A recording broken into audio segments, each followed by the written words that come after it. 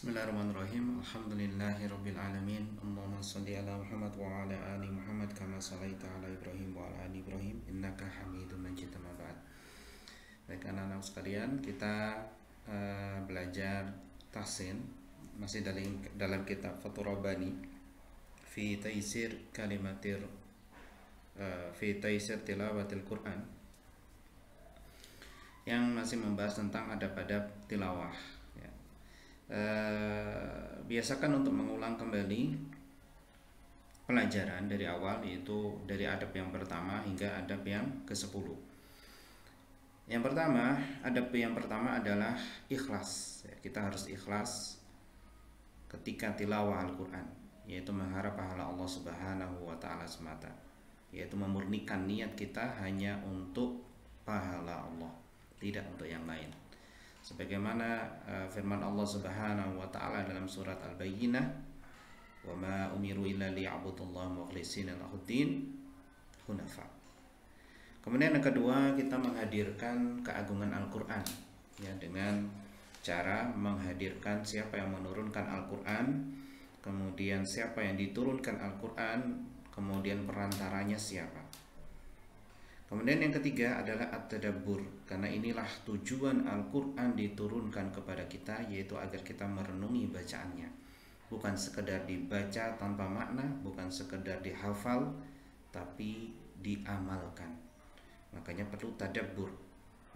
Caranya adalah kita merasakan bahwa Al-Quran, semua yang tertulis dalam Al-Quran ditujukan untuk kita, ditujukan untuk kita, muwajjah ilaih. Terus kemudian yang keempat adalah menghiasi suara kita ketika tilawah agar suara kita bagus, ya, tanpa ada rasa ujub, ya, kemudian merasa dirinya paling bagus, ya, tapi dia konsisten dengan hukum tajwid, kemudian menghiasi suaranya dan selalu menanamkan la haula wala quwwata illa billah, tidak ada daya dan kekuatan kecuali Allah semata. Kemudian kelima adalah mensucikan hatinya, badannya, pakaian, dan tempat ketika ia membaca Al-Quran. Usahakan menghadap kiblat dan memakai siwak. Yang keenam yaitu menjauhi tertawa, main-main, tolah-toleh, ya, dan memutus bacaan Al-Quran kecuali itu dalam keadaan darurat. Ya, kemudian ketika menguap maka dia menahan bacaannya, setelah selesai menguap maka dia meneruskan bacaannya. Kemudian ada yang ketujuh, apabila ia mendengar Al-Quran maka dia mendengar dengan hati yang khusyuk, tafakkur, memikirkan dan tadabbur ayat-ayatnya, dan mengamalkan hukum-hukumnya, ya. Sebagaimana firman Allah, wa idza quri'al Qur'an fastami'u lah wa ansitu la'allakum turhamun. Kemudian Rasulullah SAW juga mencontohkan bagaimana tadabbur, yaitu ketika meminta Abdullah bin Mas'ud untuk membacakan surat dalam Al-Quran, kemudian dibaca surat An-Nisa, ya, kemudian tiba-tiba Rasulullah SAW bersabda hasbuk al-an, cukup, ya. Dan ketika mengatakan cukup itu, kedua air mata Rasulullah SAW menetes. Kemudian yang kedelapan, an yaltazima, yaitu iltizam, jadi selalu mewajibkan dirinya untuk konsisten dengan hukum-hukum tajwid, membaca dengan tartil, membaca dengan tenang, ya, bitu adatin, dengan tenang dan tajwid tanpa takalluf, ya. Kemudian yang kesembilan, nah ini yang kita bahas sekarang, yaitu Syekh atau penulis al-mu'allif qala al-mu'allif, penulis mengatakan an yuwadhiba ala qiraatil Qur'ani, ya. Hendaknya seorang yang tilawah Al-Quran itu senantiasa yuwadhib, ya, rajin, continue, istiqomah dalam membaca Al-Quran. Wala yu'arridahu lin-nisyani, dan ia tidak terlalu santai, ya, sehingga melupakan Al-Quran. Fala yamurra alaihi yaumun illa wa yaqra'u fihi syai'an minal Qur'an. Fala yamurru alaihi yaumun, dan hari-hari berlalu maka ia selalu membaca Al-Quran. Tidak berlewat suatu hari ketika ia tidak membaca Al-Quran. Di sini disebutkan oleh Syekh, yaitu wa yaqra'u fihi syai'an minal Quran, walaupun itu sedikit. Intinya dia menjaga kontinuitas, setiap hari harus membaca Al-Quran, sesibuk apapun.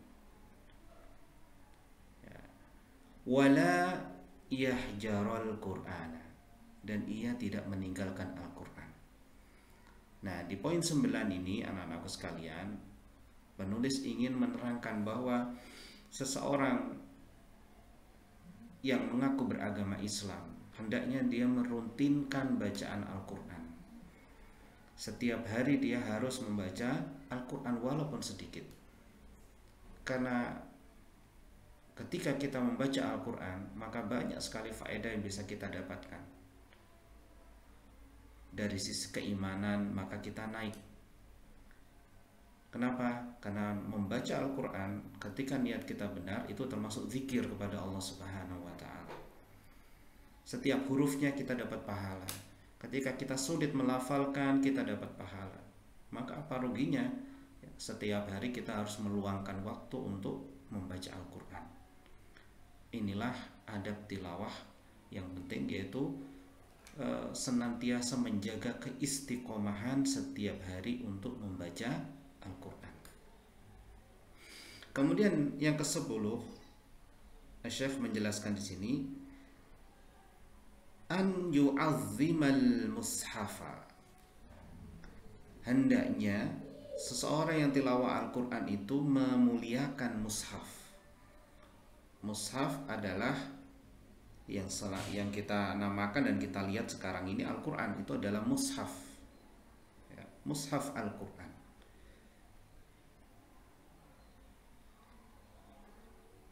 Kita memuliakan mushaf Al-Quran ya karena memang kita diperintahkan untuk memuliakannya. Bagaimana cara memuliakan mushaf Al-Quran? Fala yada'ahu fi makanin la yaliku bihi. Pertama, kita enggak meletakkan Al-Quran di sembarang tempat yang enggak sesuai dengan Al-Quran itu berada. Kita enggak meletakkan Al-Quran, mohon maaf, di toilet. Na'udzubillah min dzalik. Kita enggak meletakkan mushaf Al-Quran di tempat-tempat di bagian bawah. Bahkan kalau ada lemari, ya, maka kita tempatkan Al-Quran paling atas, kita muliakan Al-Quran. Kita tidak membawa Al-Quran dalam toilet. Kita tidak meletakkan Al-Quran di lantai. Nah, ini adalah fala yada'ahu fi makanin la yaliqu bih. Kemudian wala yada'ahu 'alal ardi. Nah, tidak boleh meletakkan Al-Quran di atas tanah. Berlaku juga di atas bumi, di atas lantai. Pokoknya di bagian yang itu biasa kita injak-injak. Ini dalam rangka apa? Mengagungkan mushaf. Ingat-ingat ya anak-anak, ketika kalian menghafal Al-Quran, Allah lah yang menjadikan kita hafal. Langkah awal adalah kita beradab dengan adab-adab ini, termasuk salah satunya memuliakan Al-Quran.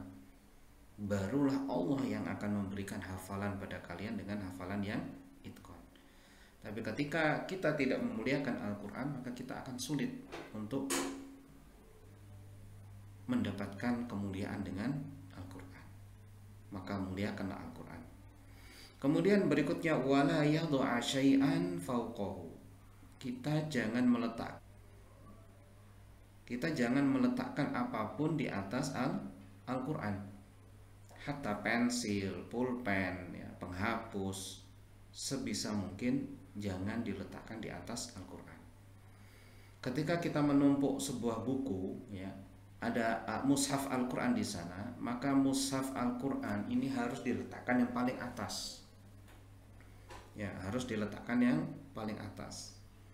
Jangan menindihnya. Yang kadang-kadang ketika kita menghafal, ya, Al-Quran ditindih pakai sikut misalkan, maka ini wujud kurang ada.